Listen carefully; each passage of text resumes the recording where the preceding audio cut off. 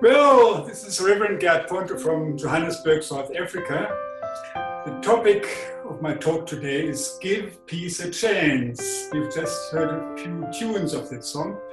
Actually, I recently heard this rather famous John Lennon Yoko Ono song, Give Peace a Chance, again after a very, very long time. It was played I learned about the song when I was much, much younger. It was about 50 years ago that the song was introduced.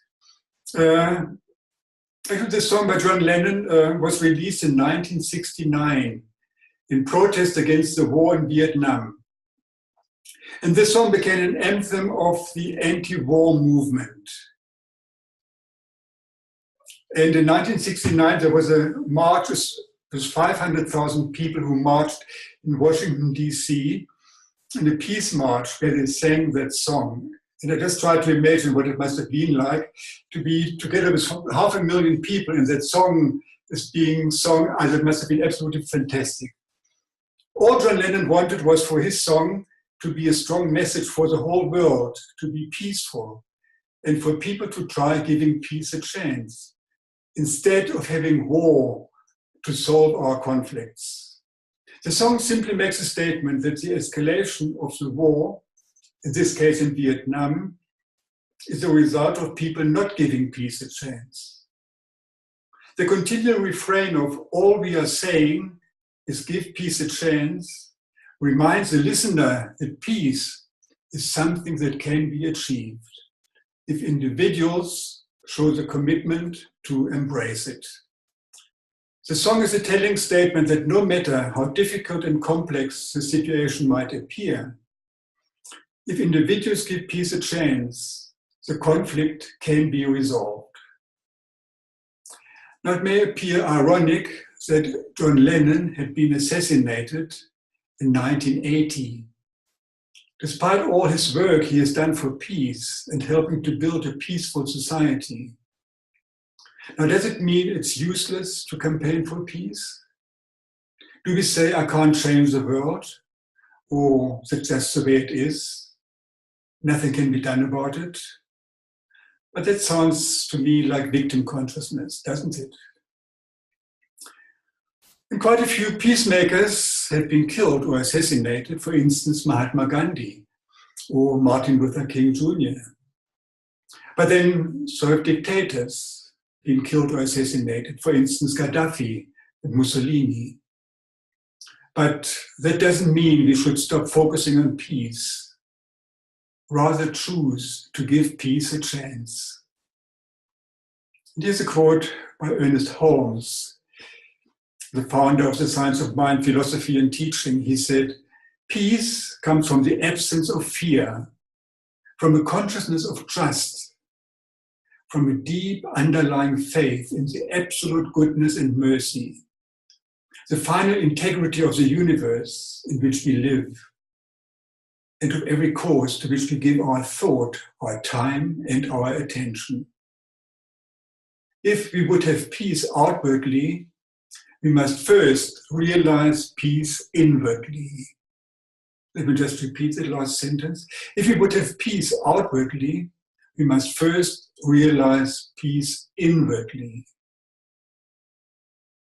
Now the question arises, what can we do to reduce the chances for violence and increase the chances for peace?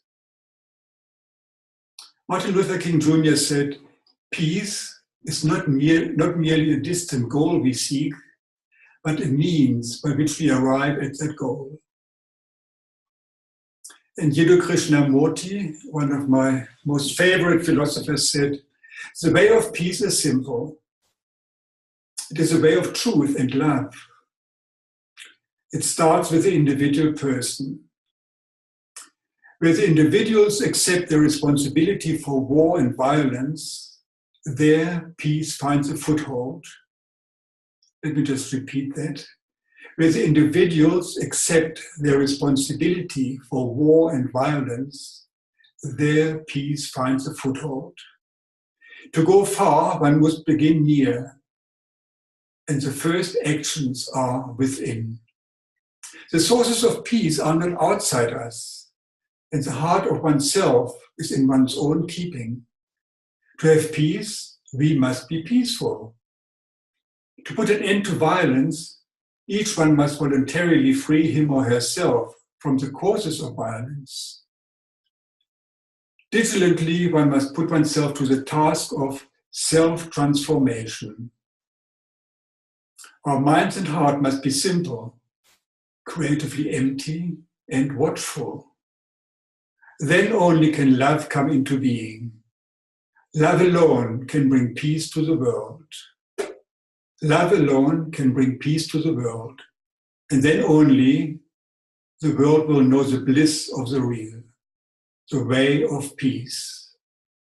So far, Krishnamurti. It's a recording from 1948, just 3 years after the end of World War II. So what are we waiting for? Peace begins with me and with you, with everyone, within myself and my own environment. There's no more waiting for politicians or others to do it for us. Although I must admit, politicians also play a part or have a role to play in society. Now, when I look at myself, quite often I feel that I'm not peaceful. There's actually quite a bit of violence sometimes in my thoughts and in my feelings. I get irritated sometimes by certain drivers on the road. Somebody cuts me off, or somebody doesn't seem to obey the rules of the roads. Or when somebody makes a remark which I might misunderstand or misjudge, I get upset about that. And then I'm certainly not peaceful. And sometimes my monkey mind is working overtime in judgment and rapidly running in circles. Now, how does it affect me and my interaction with others? Well, I sometimes make sarcastic remarks which are not necessarily in good taste. Or I might not pay attention to what somebody else's needs are right now in this particular moment. But what recently also comes to mind fairly often, not always, when I feel agitated or frustrated or restless, the song "Give Peace a Chance" comes to mind. And that is quite a relief. What a blessing to be reminded. Then I silently say to myself, peace, be still. And that does make a huge difference to me and to my system, and most probably to my environment as well. Jimi Hendrix said, when the power of love overcomes the love of power, the world will know peace. When the power of love overcomes the love of power, the world will know peace. And recently I had a very interesting experience. There was a request sent out by Pope Francis, and he was asking every person on earth to take 1 minute on the 8th of June at 1:00 p.m. in their own individual time zone, wherever they were, to pray and meditate on peace in the world. Everyone according to their own tradition, to their own religious beliefs. And I thought that was such an amazing request. Can you just imagine people in each time zone from east to west, every hour, on the top of the hour, people are meditating or praying on peace. So in the course of one day, the whole world from east to west has been praying or meditating on peace. And I think that has a wonderful effect on everything in life. So to me, it's a very awesome and very inspiring exercise. And my question is, why don't we take a minute every day, let's say at 1:00 local time, and focus on peace, inner peace, world peace? And just say to yourself, let there be peace on earth, and let it begin with me. By the way, I've set a reminder on my cell phone. It reminds me at 1:00 every day. I just see that little flashing up, give peace a chance. Wherever I am, I don't even have to leave anything behind. I can still drive or whatever it is. But I think just a reminder, the continuous reminder that I don't forget to give peace a chance. I believe that peace prayers or meditations are of great benefit, especially when done in a group, because it seems to create a special beneficial energy for the people involved, but also for the environment. There are a number of studies which seem to prove this. Group meditation for peace is a tradition in many world cultures and spiritual practices. As we commit to this particular practice of collective meditation for peace, sharing with others, we can make a difference for the good of all, because we practice oneness. Oneness, we are all one. In my spiritual community here in Johannesburg, we recently started to have peace meditations one Sunday a month at the beginning of our sacred services, our sacred gatherings. And that has been very well received so far, according to the feedback I have received. And I intend to carry on with that and to also either create or join an online meditation circle in the near future as my contribution to peace. Maybe that's something for Jana to embrace. It would be great. Now, there's some suggestions of how we as individuals can contribute towards world peace. I recently came across a pamphlet that was called 50 Ways to Build World Peace. I'm not going to read all 50 suggestions, but just a few, and I'm sure you can find some for yourself as well.